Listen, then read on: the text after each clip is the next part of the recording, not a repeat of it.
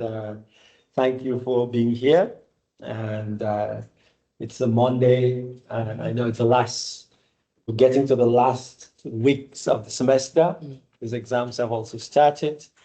And we are also closing at the Institute of preparing, at least for the break. So thank colleagues for being here. But today we have the privilege of listening to Tessa Moll, who is currently a research fellow in the Department of Anthropology, which is funded by Wellcome Trust under the Early Career Fellowship. And Tessa Moll actually finished at UCT, where she did her PhD, and then after that, Tessa was at Stellenbosch. Yes. So, yeah, and Wits. and also at Wits. But Tessa Moll's project is quite fascinating, which is also around malaria, but also about the afterlife of the control, which is an interesting project given the questions that we also have about the afterlife of pandemics and projects. So we are looking forward to listening to Tessa's talk, and then we're going to have a conversation. And Tessa is around, just upstairs, and we look forward to engaging her further in her work. Yeah. So welcome, Tessa. Thank you, Divine. Thanks everyone for coming.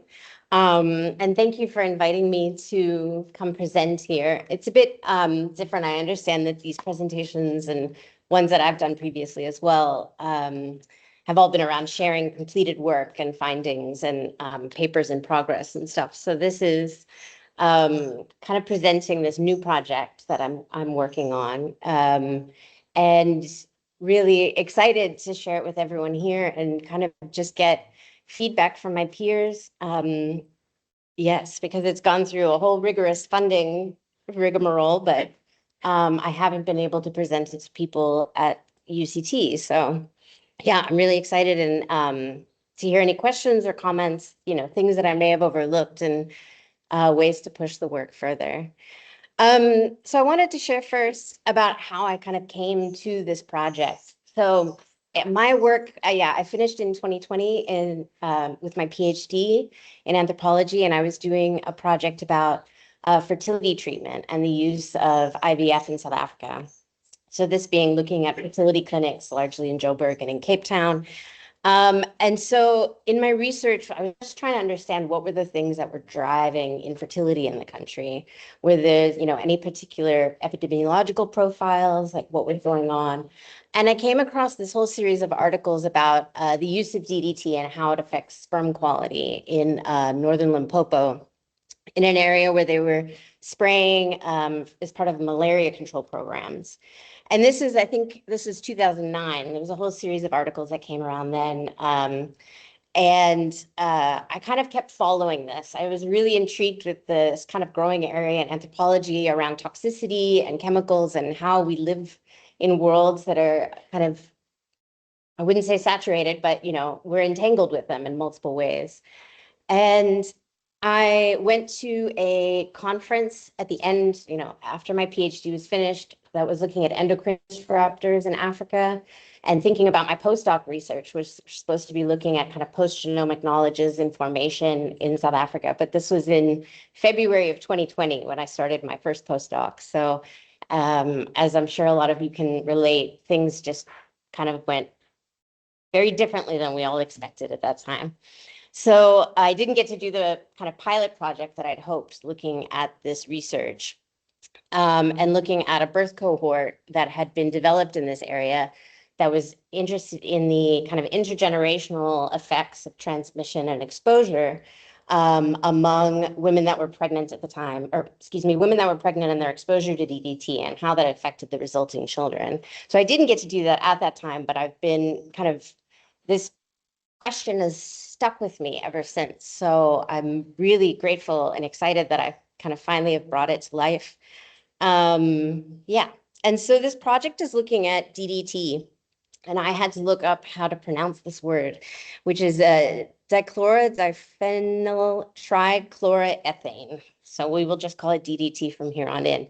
I don't know people's familiarity with it, but this was something that immediately struck me as, very confusing when I was reading these articles about sperm quality in this area, is that this was something that was still in use. So this is a scene from the United States in the 1950s, but when I grew up in Texas, and this would also be something we would see. It wouldn't be DDT necessarily being sprayed, but at night, trucks would go down the street spraying chemicals into the air to combat mosquitoes. And this was a very common sight. And never really occurred to me what was in those trucks. But this was part of the public health infrastructure that DDT built. So DDT was, at least its insecticidal properties were discovered in 1938 by Paul Muller, who won the Nobel Prize later.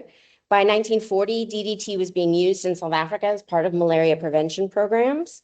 And then it was quickly enrolled in particularly the war machine of World War II. It was used to prevent US and British military from being exposed to malaria. And then thereafter became enrolled in, the kind of post-war industrial and agricultural complex for public health purposes as well as for food growing. It was subsequently, and a big touchstone in this story is Rachel Carson's 1962 book, Silent Spring, that was really considered very much of a watershed movement for the global environmental movement. And it since has become very much synonymous with human and environmental toxicity. So in 2004, the Stockholm Convention globally banned DDT with exception for public health usage, and namely in vector control. And I've read reports, and I need to kind of verify this, but South Africa apparently led the appeal for this public health exception, asking that DDT still be used to combat malaria. And this was after the summer of 1999-2000, when 60,000 cases were reported of malaria in South Africa.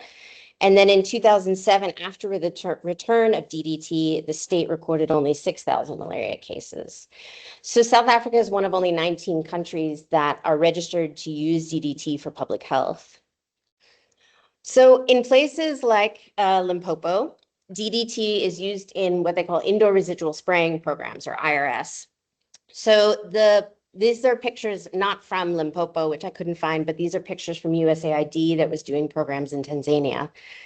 So spray teams in those cases will come to an area and they'll knock on doors, and residents are meant to clear out furniture, personal items from their house, or otherwise the spray teams are meant to give plastic tarps to cover all those personal items up.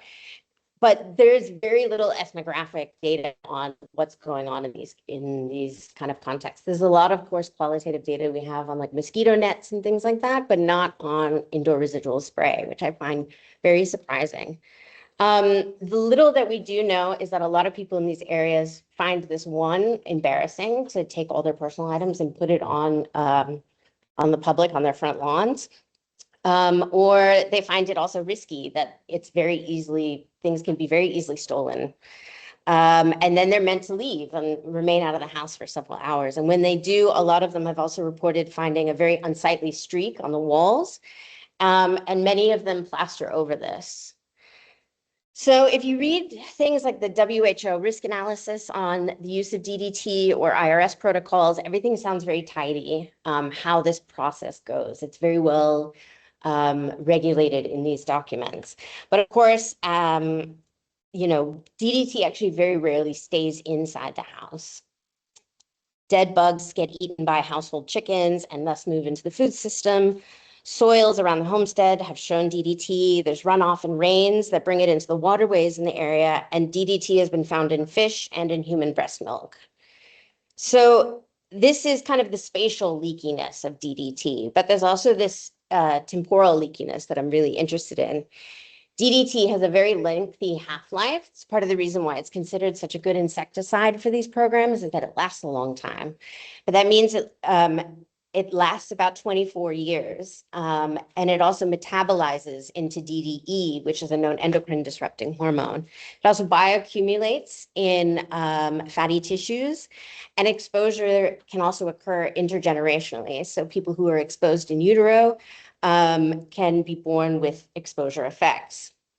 So this is the VEMBA birth cohort showing these effects from in utero exposure for children in the area. So, when I first came to wanting to study this question, what was always sticking in my mind is this very weird paradox that DDT is at once both, something that's synonymous with toxicity and being, violent to human and environmental health, and at the same time listed as a health technology in a way. It's used in public health interventions. But a lot of people would be like, DDT is an old story. Which I also found really interesting, being that it's an old story, but one that no one's kind of taken up again, thinking about, how our knowledge has changed about it really dramatically. And it's often at the core of it, everyone tells me it's this risk-benefit analysis. Malaria is one of the top causes of death for children under 5 in Africa. And, the risks that are associated with DDT are seen as like really long into the future. They're kind of hazy. Is this something that's really connected? It's very hard to kind of have a fixed causation linked between DDT and ill health. So at the core of it is this risk benefit. And on one hand, I think that it's very partial to put it in this framework, is because we don't, like I said, there's been no qualitative research about communities and their experiences with DDT and IRS. So we don't really know how people in those communities feel or engage with it. And then we also know that DDT itself changes. So what is it doing as it metabolizes in the environment? And then we have new knowledges about DDT's effects. The new paradigms in post-genomics are showing us that it actually has different kinds of effects than we first imagined, and that these are, again, intergenerational effects. And secondly, I think it's also inadequate because putting it in this risk-benefit paradigm, it conceals the fact that there are politics going on that shape what are the kinds of harm that we consider legitimate and that count within this risk-benefit. And whose voices and experiences actually get to weigh in on that. And secondly, is just a question, is this actually the best approach that we should be looking at this? Is risk-benefit analysis, which itself has kind of a history as a paradigm and as a way of assessing risk, is this the best way to approach it? Are there other ways and other paradigms that we can bring to this question? So the project is looking at kind of tracing DDT. It's like a follow the DDT research design. So following DDT across these 3 sites. And I'm interested in how these different sites or constituencies account, interact, and understand DDT, but then also what exceeds these accounts when we're putting them in conversation with one another. So what do we know from other sites, and what are the frictions between these different ways of knowing? And then what are the logics that shape these relations with DDT? So it's a multi-sited ethnography around these 3 constituencies, these being the VEMBA communities where people experience IRS spraying, kind of scientific communities, this being primarily the VEMBA birth cohort, that I'll talk more about just now. And then as well as state actors, folks that advise in kind of different policy arenas about the use of DDT, its continuance, those who implement IRS programs, so in the Department of Health and the spray teams that go around, and as well, like kind of arbitrate its usage. So the first group being the VEMBA birth cohort, just asking how they live with DDT.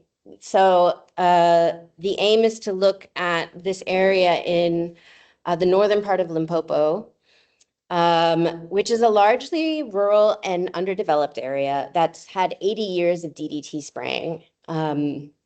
And so again, like thinking about alterlife and how we live with chemicals, even if DDT was ended today, this is something that has gone on for such a long time and will go on further as, again, it sticks around. So understanding how folks are living with DDT and IRS, their impacts on the health and environment and community, and also how the spray figures in relations with community and the state. I'm very interested in how areas like this view the state in light of this very intimate intervention in their lives, coming into their homes. So I'll be doing 8 months over 2 years of field work during the spray seasons in this area. And then the second being scientists and those who study DDTs and its effects and understanding how they kind of translate exposure to knowledge. What does that process look like? So these are scientists that are looking in blood, soil, water, and breast milk and understanding what is the kind of DDT that they're looking at and how do they translate that. This is particularly with the VEMBA birth cohort. So this is a birth cohort project that began in 2012. Recruiting, I think it was about 750 pregnant women who lived in the area and who were exposed to IRS during their pregnancy, and then subsequently following up with them and with the health outcomes of their children. And they've linked DDT exposure to different conditions such as hypospadias, childhood cardiometabolic risk, the social emotional well-being of children, fetal growth, and other issues, including how pesticides interact with malnutrition and poverty. Oh, so sorry, included in here is like an ongoing series of workshops with the birth cohort. So they are kind of positioned as both collaborators and participants in the project. And then the third is being state actors. How do they manage different forms of evidence, harm, and value in the arbitration of DDT and its usage?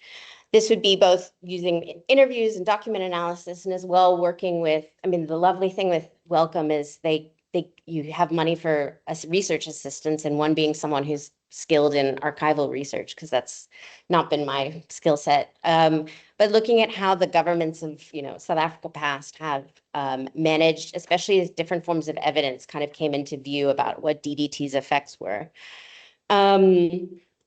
Yes. So the approach is this idea that I've kind of been thinking around with ambivalent technologies. So this is really inspired by Michelle Murphy's work on alterlife, and as well as Sandra Langwick's paper on habitability. And these both really just kind of foreground the contradiction that we always have to live with, and that, as Murphy puts it, we have to exist in worlds that demand chemical exposures as the conditions for eating, drinking, and breathing. And that we are all engaged in many ways in this kind of risk-benefit analysis or risk-benefit kind of trade-offs. And so I've been thinking about things like insecticides and pesticides as an example of an ambivalent technology. So different kinds of health technologies that may both help and harm. And then it compels us to think about what are the forms of help and harm that count and are seen as legitimate. Who gets to weigh in and voice their experiences as valid knowledge in those forum. And it's also a way to approach these questions without, because a lot of what Michelle Murphy's been pushing is not just focusing on damage, or Eve Tuck's been talking as well about moving away from damage-centered research.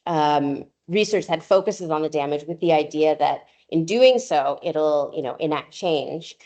But being open to the idea that different forms of shared exposure may actually produce new forms of sociality and solidarity. And finally, ambivalence also kind of foregrounds that a technology's usefulness is very situated.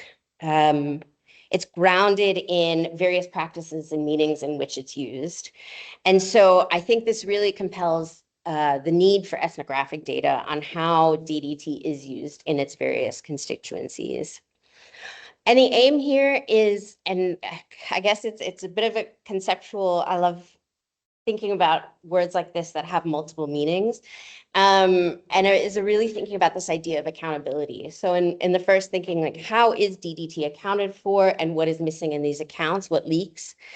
But also thinking about the ethical approaches of accountability beyond this risk benefit. Are there new ways of thinking about these kinds of questions that bring in different theoretical traditions. And finally, thinking about developing interdisciplinary research method that also offers new kinds of accountability to communities that they work with. So the outcomes and kind of the contributions that I'm hoping to make with this project of, academic ones. Firstly, just having documentation and qualitative research on the community experiences of people who live in these areas where they're spraying. And as well, work with studying and collaborating with this birth cohort. I'm also, and I'd love to discuss this further, the kinds of public outputs that I'm hoping to make. Firstly, a community report. So just being able to collate information from the community and write it in a public-facing report, but one that is also targeted towards government stakeholders so that they are handed the opinions and perceptions of people on the ground. But as well a local radio documentary series exploring different areas of these questions, different areas of DDT that's going to be translated into Zvenda as well, and offered to the SABC radio in the area. See, so going forward, just kind of my plan and just thinking about the multitude of challenges that are going forward. This first year is a lot of just like scoping, visits into the area, hiring people, as we were discussing, research assistants and such, and hopefully with fieldwork commencing about 10 months from now. The spray season runs from about July to December. So my aim is to be there over that period.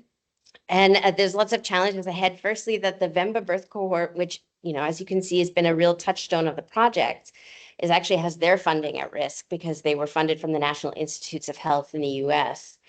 So whether or not they are going to be able to get funding going forward and how our collaboration is going to look, I have a plan B in place around thinking more expansively about scientific collaborators. So that's kind of in the research design, some of the challenges, but also kind of some of the personal challenges is one of the questions that has been sticking with me as I designed this project is that I have a 3-year-old daughter that I would, I'm planning to bring into the field with me and thinking about,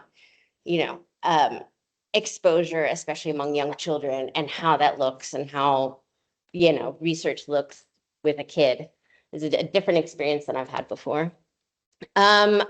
Also, thinking a lot about kind of the methods and ethics around doing a research project that has a radio documentary attached and how to navigate, getting consent for people, which on one hand, a research project has ideals of anonymity and confidentiality, but a radio documentary with people's voices would not have that same expectation.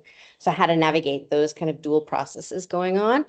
And then finally, just asking for thoughts on accountability as a conceptual framework. And if anyone has any, references or ethnographic insights that they would love to share. So that's the project. So thank you very much.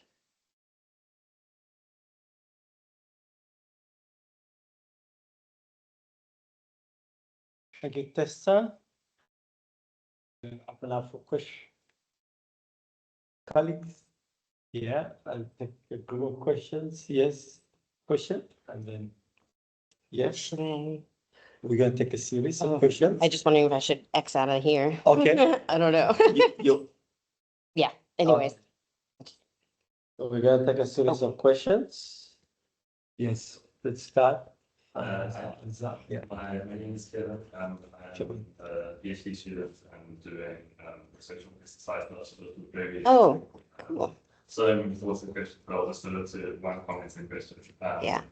I think you used the word leakiness at one stage to think about how pesticides travel and move.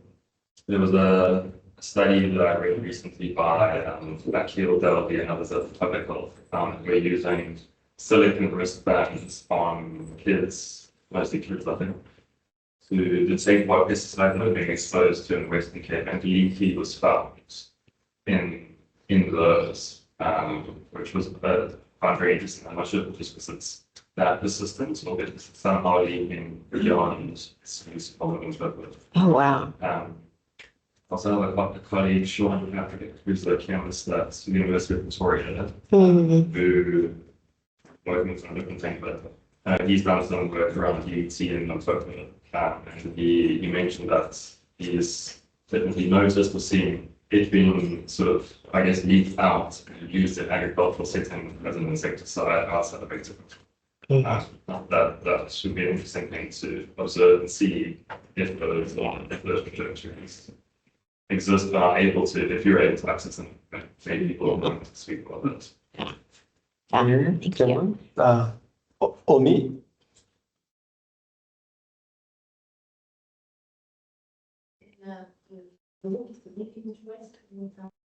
I'm thinking about thinking maybe about West Africa because of the indoor residual spraying that is always continuing in West Africa, particularly many.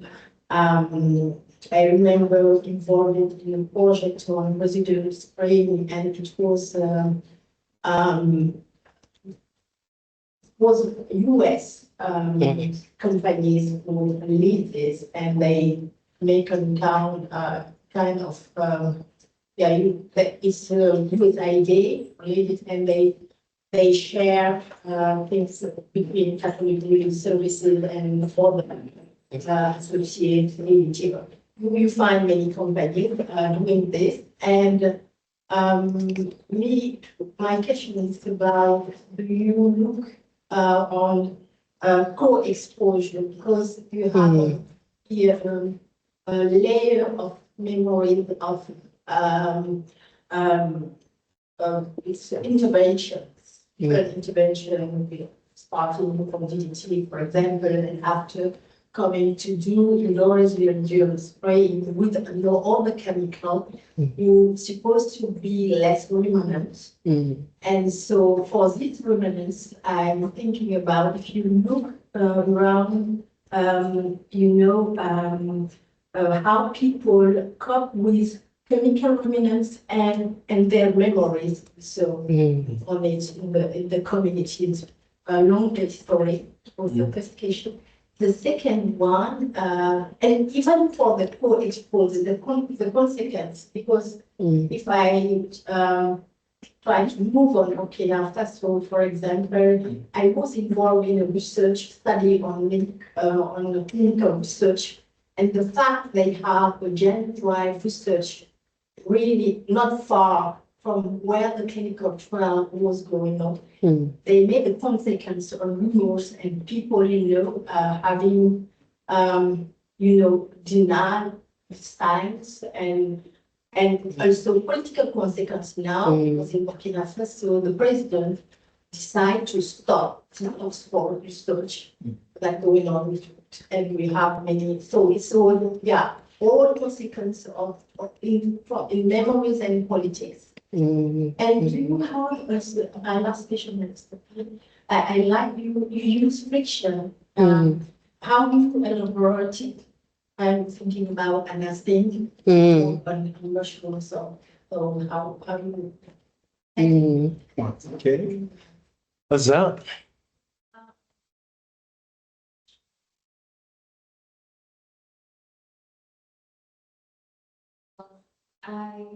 I did do research on malaria found me. Because I went, malaria found me. Oh. Because I went, not founding me personally. In terms of research, so when you go there, you see what really concerns people, in terms of building technologies and for me, the first concern, this not using the pesticides, but the first concern was to, how to manage, control, eradicate malaria. So they have like a particular goal that, scientists, people, the state, they are all looking towards. So then probably the last thing is and if they even have that option, to think of, are we going to use this pesticide or not, or what's going to be the alternative? If we are not going to, because this is always, it's good, like how we think of, like, okay, this is a problem, but to what extent do you think your research can also contribute to what is the alternative? Okay. Minga, then we'll take a break. I see Kellen. But Minga, then we respond before we take the next set. Thank you so much, Tessa. This is one of my favorite topics because I grew up in a tropical region, and I think I read this stuff when I was a child because I remember when we were kids, they would come in the evening, particularly, we had people dressed in athletic suit, and for us it was not done in the house. It's done outside the house because we are actually following mosquito on standing waters. Because mosquito, normally, if you want to follow mosquitoes, not in the house, you need to go away and standing. And in tropical region, you find them along the rivers, or if you have rains where it's just standing there, you find them there. Now, there's also something from when I hear you speaking about malaria, which is the side effect of malaria, which they have also tremors. There's a lot that can also be confused. So I don't know if use of DDT also contribute to that. The side effect of malaria itself. I'm trying to touch on what Tessa spoke about the environment as well here. And then also there's some of the research that are being done here on which I hope you have that the modifying mosquito, because there are research that are being done in terms of how do we find alternatives. But there's a chemical here that I cannot really pronounce this word in English, even the DDT, but in French I can. It's dichlorodiphenyltrichloroethane. So we have three chemical compounds there. You have the phenyl, two chloro, which we find in many chemicals. Then you have the phenyl. Then you have three ethane, which is gas. And we find most of these chemicals in also hair products, beauty products. We find these chemicals. Now, I would like for you to maybe speak a little bit more if you come across that, the alternative. Even the alternative is slightly genetic one, to change the gene of the mosquito. These are the chemicals that they put in here. I think this says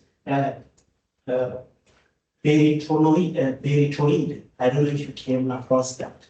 It's a PYRET. Oh, pyrethroids. Yes. Yes. That's a replacement of Yes. Yeah. which also still has some. Yes. Yeah. We can talk about malaria. Yeah. The solutions. Yeah. that we can Yeah. come up with. Taking also into account the idea of tropical region is completely different from other regions when malaria is concerned. And it's not all mosquitoes that gives malaria. There's a typical mosquito, Anopheles, that gives malaria. So it's a bit of a messy question. For me, I would like you to maybe touch on some of these points about the genetic one and also the alternative. What is the solution?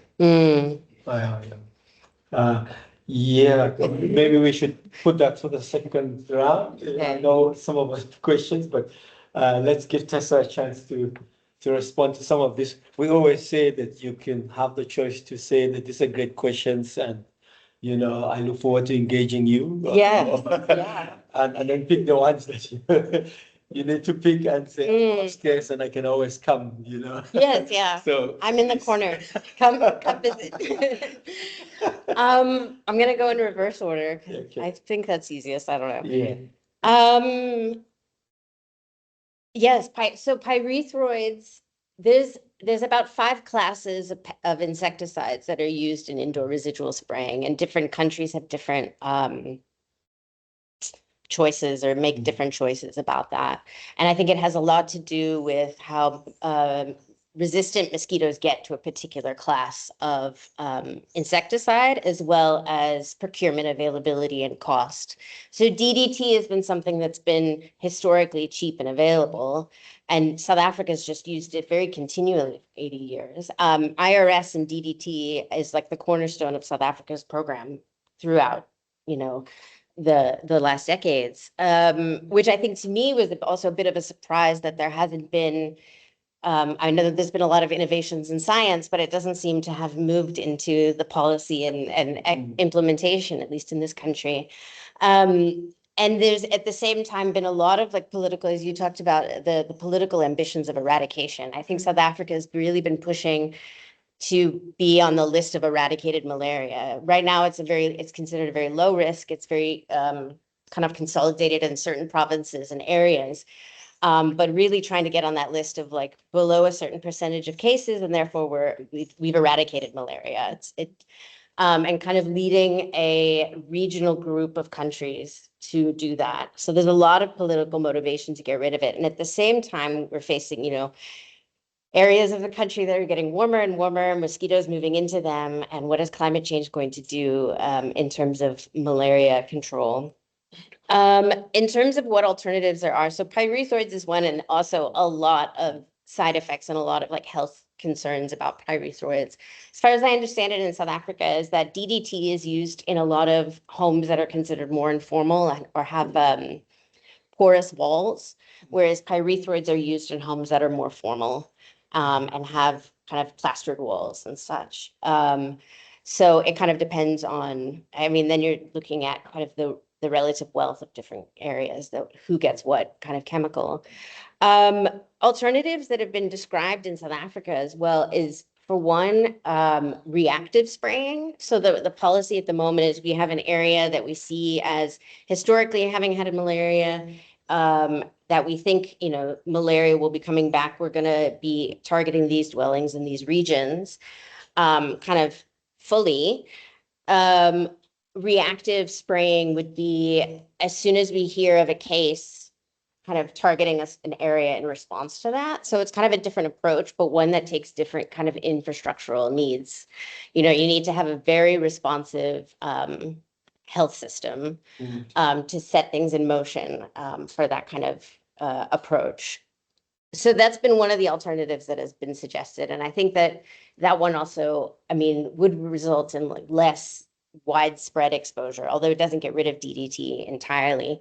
It does result in less people being less kind of continual exposure. Let me see. Yeah. Yes. What's the alternative?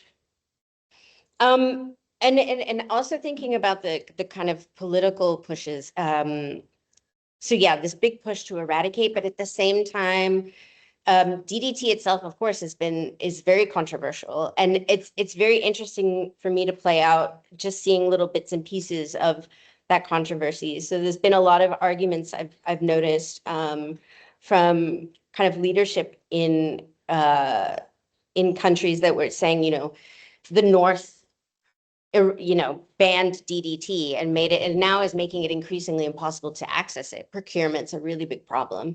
And yet it worked for you guys. Why are you now banning it for us? So that's been kind of a political argument that I've seen emerging a little bit. Yeah, but there is going to be an alternative that's going to be needed to be found, because procurement is a problem. There's one company that makes DDT now.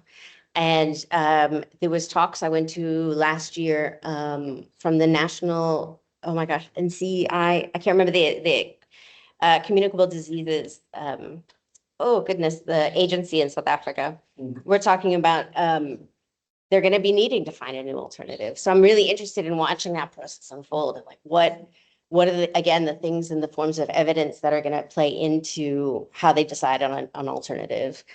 But again, even getting rid of DDT doesn't kind of end that afterlife as it's going on.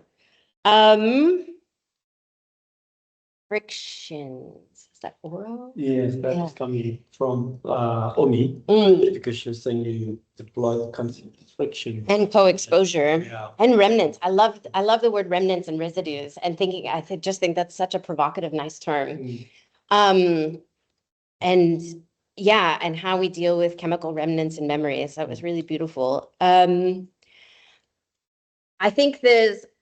I think that's really a lot at the heart of this project, is thinking about remnants of memory and memories and kind of futures as well, because it's this dual process of these ongoing residues year after year being built up. At the same time, they accumulate in future generations, and how we imagine those future generations reckoning with things like this. And you spoke a bit about kind of rumor and that also flagged something for me. Something I've been thinking a lot about is that a lot of people have warned me, and there's this tricky balance between asking questions about a chemical that's being sprayed in your home, and then a lot of people will be coming, what is being sprayed in my home? I don't think people are fully informed, and I think everybody's very afraid of even broaching that question because it can devolve into rumor, and IRS really depends on community acceptance broadly.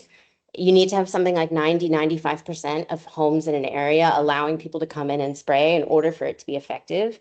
So there's a very sensitive thing about even asking questions or even informing people about what's in the chemicals or what's being sprayed and what are the potential risks and side effects, because then it could trigger widespread rejection of it. So it's also a bit of a scary political terrain to be navigating very carefully into as I do my research.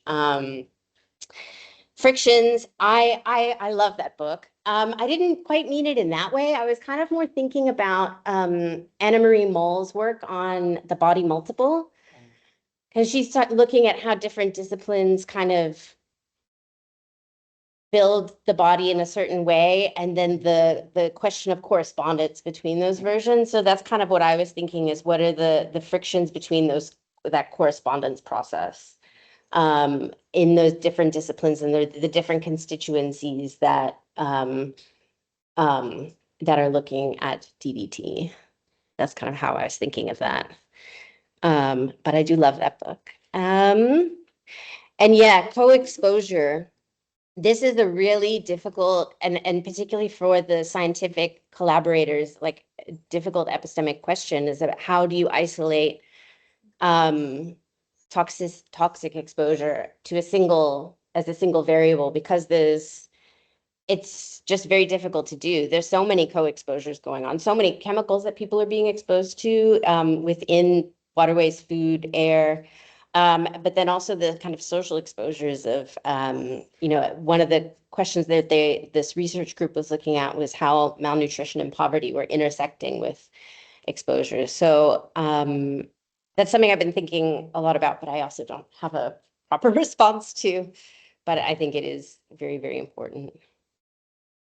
Kevin? Yeah. Oh, yes. Just taking one. Leakiness. Yeah, thank you. No, I appreciate it. I'm I don't know how to respond to thinking about this DDT in the Western Cape as well. I mean, on one hand, it could be from a long time ago.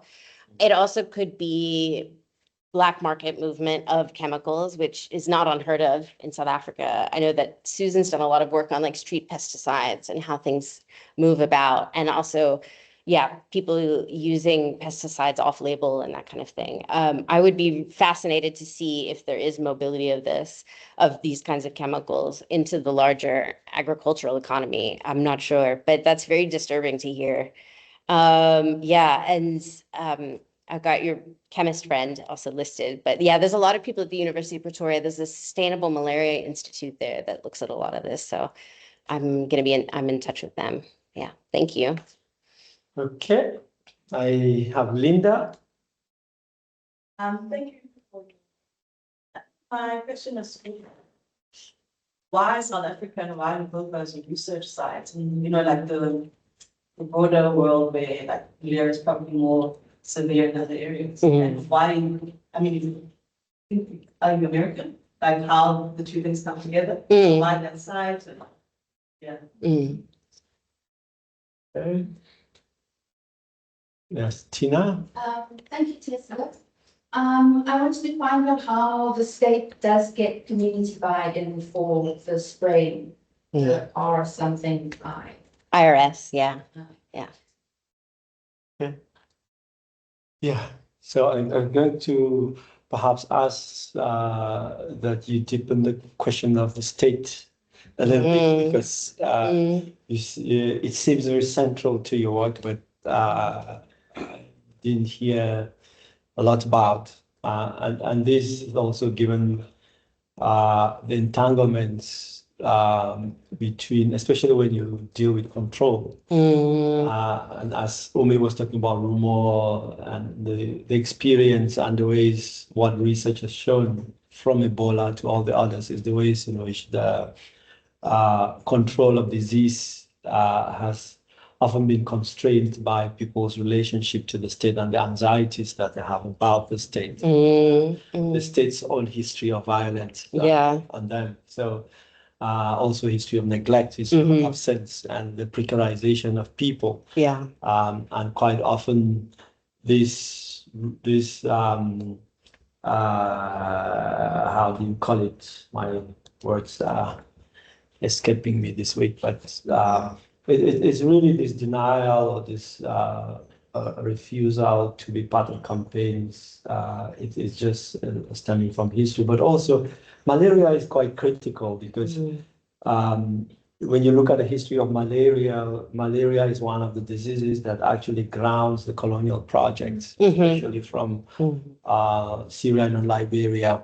And it'll be interesting to see, what kinds of histories that the control of malaria, both by the states and also in terms of its own memories, colonial memories that it has, because that's elsewhere on the continent, that's the ways in which medicine becomes a tool, for the colonial project, and science and laboratories, and production. So it would be interesting, to see in this, but because I'm also linking to the question, why South Africa, which may seem a little bit almost low, but which is quite deep also. Why South Africa, why Limpopo, and what other parallels one can draw, and what I know in Senegal, Senegal successfully is one of the success cases of using alternatives,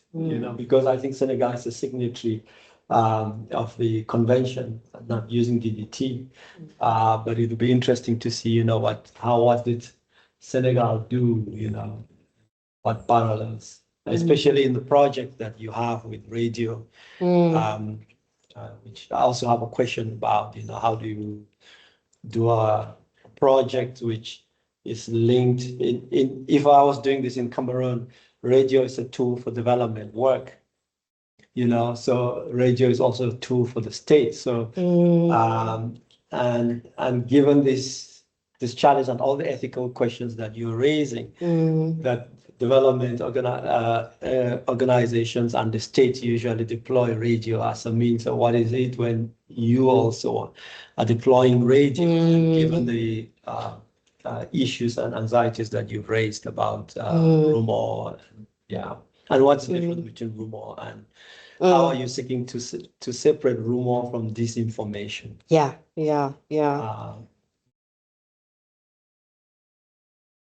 Sure. I just wanted to add on to what Divine was saying, and I guess what Linda asked. Also, I don't know much about what happened with DDT in South Africa, but I know that in the 1980s, one of our teachers told us about DDT and shell. So that was during apartheid. So I wonder what the apartheid regime's policy was towards DDT versus the current governance. And if that's changed. Yeah. Okay, I'm gonna go backwards again. I think some of these I'm gonna have to say, I will think more about this. Especially rumor and disinformation. I mean, I think this is like a terribly thorny, terribly just thorny area.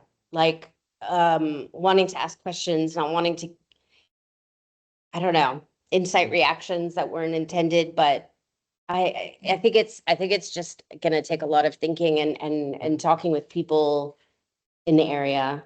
And yeah, I'll have to lots more thinking about that. I hadn't realized that radio was so aligned with this notion of development work and the state itself. Yeah, that wasn't something that occurred to me either.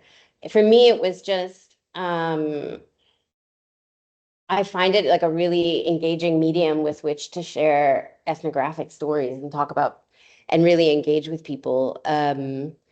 And also being something that is wide, a form of media that's still widely used across South Africa.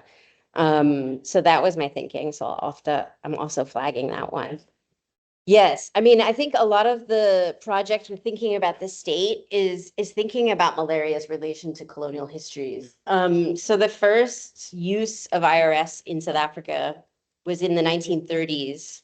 Before DDT, they used kerosene. It was a kerosene mix, and it was. I remember reading some article that was linking it to like Hulit's sugar company was complaining about the high rates of malaria on the plantations in KwaZulu-Natal, and that we need to do something about this. So I think it's very entangled with labor markets, and I think that that's really why I wanted to have this archival element to the project, was thinking about how the apartheid government was going about malaria control, and it's linked to racial capitalism and its ambitions to protect a racialized labor market. So that's been my thinking a lot with this project. And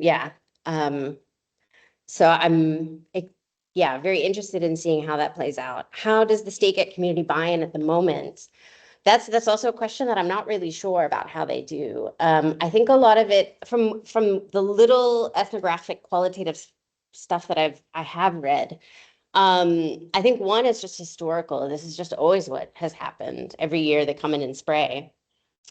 And I think that I'm very interested to see actually how this plays out on the ground. What are the kinds of questions, are they given so much of a choice in the way that can be understood, or is it just like, you need to take your furniture out, we're coming. I don't know how that looks on the ground but from what a lot of people say as well, that I've read, is that a lot of people welcome it, because then it's, insecticide in your home and all the pests go away. And that's seen as a benefit that comes with this. So I don't know. Yeah, the project aims to kind of look at how that plays out. Why SA as a site? So I think this is a complicated question, and it is like both the personal and what, how these connections. So yeah, I am American and South African. I have dual citizenship. My family's from here, but I grew up in the States. So I've been doing my work here since my master's in 2009. Yeeks. And so I just I'm dedicated to doing my work here. So that's for one. But also I think South Africa, again, thinking about the colonial and apartheid connections for why DDT was used. I think it's very interesting in that regard. Also thinking, I mean, Limpopo is become for the people that study DDT or endocrine disruptors, it's quite actually like a research site. And that's because this is the area that has the longest exposure to DDT, being 80 years and continuous exposure. There was like one break in the early 2000s, but that's it. So I think like there's quite a research infrastructure that looks at this area. And so thinking about trying to work alongside scientific studies, it was well suited for that as well. So that's kind of my reasoning. South Africa, in terms of malaria control, it's trying to get to that point of eradication, which I think is a lot of political pressure. But of course, malaria is not the primary problem of South African healthcare. Yeah. Asa is wanting to close us. 1 minute. I can't argue.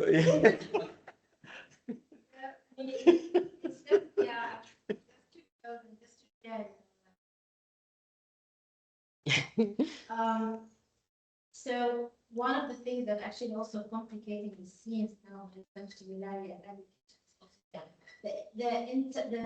the introduction of super technology. Yeah, I went to your AI presentation. Yes, yeah. Yes, yeah. Yeah. It's not like this. Mm. And they're gonna use Mm. brain Mm. nodes all around, identify where malaria hotspots are, Mhm. and then spray. Mm. That's even a different level of complexity. And then who is bringing those drones? Who is taking that? Who's owning that data? Mhm. I think one of the things, okay, in places they see it as a necessity, but there's also the idea of, okay, Africa is a place where we need to experiment. And and this brings us back to the question of why South Africa. South Africa is very, it's a hub of experiment for technology. And I think if you take, it's just a suggestion, if you take your research further into that also, see what is happening exactly in the scene and how things are unfolding. I think you will have very interesting. And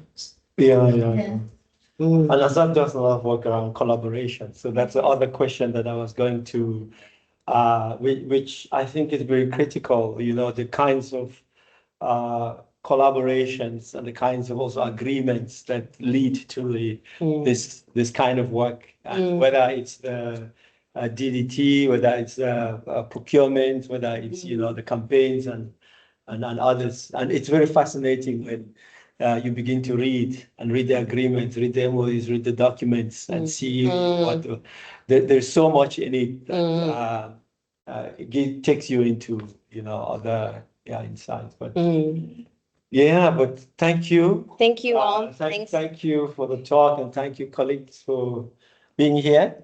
And we looking forward to engaging you further with your work and also learning more about your outcomes and also exchanges with different colleagues. On Thursday, we are going to be having Andrea Lopes, who will be speaking to us. She's just moved out, but we are excited. Have a great week ahead. Yeah. Thank you all. Pleasure. Thanks.